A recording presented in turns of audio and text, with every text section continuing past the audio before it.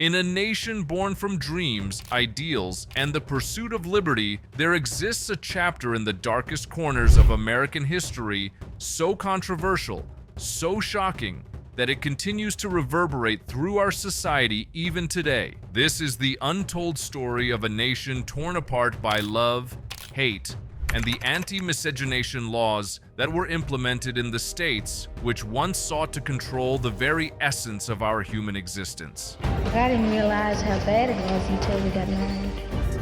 With the Negro, I have to be it enacted.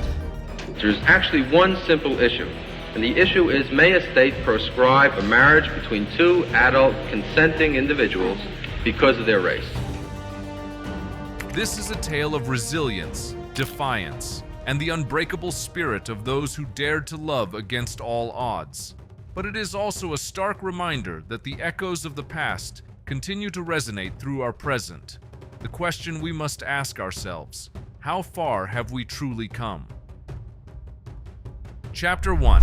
Love knows no boundaries. In the early 1700s, a riveting power struggle unfolded in the American colonies, a battle marked by stark racial divisions and the cruel machinery of slavery. The southern colonies, in particular, bore witness to the brutal slave codes that shackled African slaves' rights and freedoms. One thing that kept it all together was love, the most powerful force on earth. Picture this: a world where love knows no boundaries. From star-crossed lovers in Shakespearean classics to epic tales of passion across time and space, love has always transcended the barriers society tries to build. People have been falling in love across racial lines for centuries. From the heartwarming stories of John Rolfe and Pocahontas to the bold romances of Frederick Douglass and Helen Pitts, love knows no color. In the spring of 1614, a diverse group of European settlers and native Indians gathered in a room in Jamestown, Virginia, to witness the marriage of Pocahontas and John Rolfe, which was the first interracial marriage to be officiated in America. Frederick had lost his wife and had fallen in love with the beautiful white Helen. They decided to get married. The immediate reaction from their families was not very surprising, to say the least. Douglas's children were against the marriage because they saw it as an insult to their mother, who had passed away.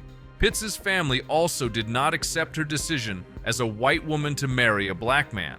Her father, Gideon Pitts, pledged to never talk to her again and excluded her from his will after his death. The responses around the country regarding marriage were negative, and they both faced criticism from both white people and black people who targeted the interracial nature of the marriage. Frederick and Helen stood firm and mostly refused to respond to the criticism. However, Frederick, in a letter to a friend in 1884, asked, "What business has the world with the color of my wife?" Frederick and Helen Pitts remained married until his death in 1895. Helen dedicated the rest of her life to preserving Frederick Douglass's legacy.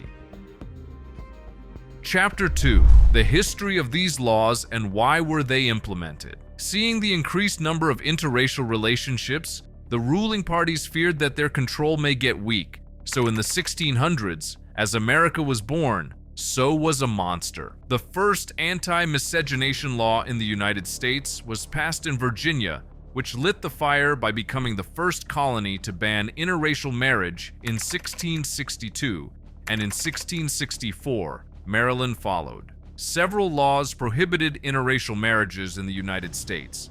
These laws were known as anti-miscegenation laws, and they were in effect in various states from the colonial era until the mid-20th century. This law prohibited white people from marrying black people, and it was followed by similar laws in other states.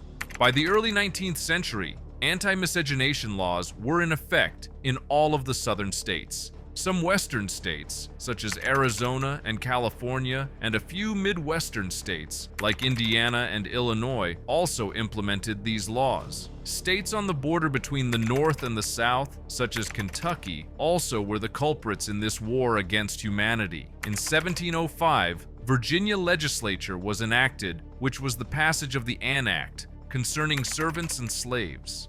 This law declared that all enslaved people in Virginia were chattel property. meaning that they could be bought and sold like any other piece of property. This was another barbaric law, as it also contained a passage of an act to prevent the marrying and intermarrying of the English people in this country with the Negroes or mulattoes. This law prohibited interracial marriage between whites and blacks. Anti-miscegenation laws were based on the belief that white people were superior to other races and that interracial marriage would lead to the mongrelization of the white race. These laws were also used to maintain the social and economic order of the South, where white people were at the top of the social hierarchy and black people were enslaved. The primary reason was racism. White people in the United States believed that they were superior to other races, and they did not want to see their race mixed with other races. White people were afraid that interracial marriage would lead to the loss of their white privilege and power. They were also afraid that interracial marriage would lead to the creation of a mixed-race population that would be difficult to control. Slave owners in the southern United States feared that interracial marriage would lead to the loss of their enslaved workforce. They also feared that interracial marriage would lead to the creation of a mixed-race population that would be difficult to control. Some religious groups opposed interracial marriage on the grounds that it violated biblical teachings. It is important to note that anti-miscegenation laws were not based on any scientific evidence or moral principles. They were simply a tool used to justify and perpetuate racial discrimination. In the United States, many anti-miscegenation laws were based on the infamous one-drop rule. This rule asserted that if an individual had even one drop of African or black ancestry, they were legally considered black. This rule was used to justify anti-miscegenation laws and reinforce racial segregation. This was the spark that ignited the flames of hatred across the nation. These laws, known as anti-miscegenation laws, were forged in the furnace of racism, designed to segregate, oppress, and maintain a twisted racial pecking order. Fast forward to 1924, and Virginia dropped a nuclear bomb of discrimination with the Racial Integrity Act, which forbade marriages between whites and non-whites. These laws were nothing short of legalized oppression. Races such as Indian whites and mulatto were also forbidden to intermarry with white people in the United States during the era of anti-miscegenation laws. Before we delve further into this war of love and hate, don't forget to like and subscribe. Now back to the video. Chapter 3: Consequences of these laws. And now, the gut-wrenching part. The fallout of these despicable laws. Families were torn apart, dreams were shattered, and love was criminalized. Imagine your love being deemed illegal, solely based on your skin color. It's an outrage. These laws gave life to racial stereotypes, fanned the flames of hatred, and nurtured a culture of discrimination. People were stripped of their basic rights and their humanity trampled upon. It's a dark stain on America's history that we must confront head-on. Anti-miscegenation laws had a devastating impact on interracial couples and their families. These laws made it difficult for interracial couples to live together openly and legally. They also made it difficult for interracial couples to raise their children. In some cases, interracial couples were torn apart by the law. In other cases, interracial couples were subjected to harassment, intimidation, and violence. These laws were particularly harsh in the southern states, where segregation was widespread. In some southern states, interracial couples could be arrested and jailed.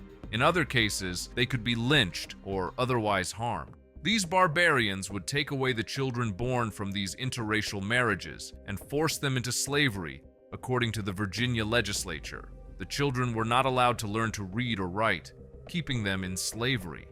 Anti-miscegenation laws also had a negative impact on American society as a whole. These laws helped to perpetuate racism and discrimination. Chapter 4: Revolution and Fight Against These Laws. But here's where it gets blood-pumping, folks. In the face of tyranny, heroes emerged. Now enter the epic showdown of 1967, Loving vs. Virginia. Richard and Mildred. Loving's love took on the system and emerged victorious, as the Supreme Court declared these laws unconstitutional. Richard Loving, a white man, and Mildred Jeter, a black woman, were married in Washington, D.C., but faced prosecution when they returned to Virginia, where interracial marriage was illegal. The Lovings were arrested and sentenced to 1 year in prison. They were given the option of leaving Virginia and never returning, or serving their prison sentence. The Lovings chose to leave Virginia, but they refused to give up on their marriage. In 1967, the Lovings returned to Virginia and challenged the state's anti-miscegenation law. The case went all the way to the Supreme Court, which ruled in the Lovings' favor. The Supreme Court's decision in Loving versus Virginia overturned all anti-miscegenation laws in the United States. The Supreme Court's unanimous decision declared such laws unconstitutional, effectively overturning anti-miscegenation laws across the nation.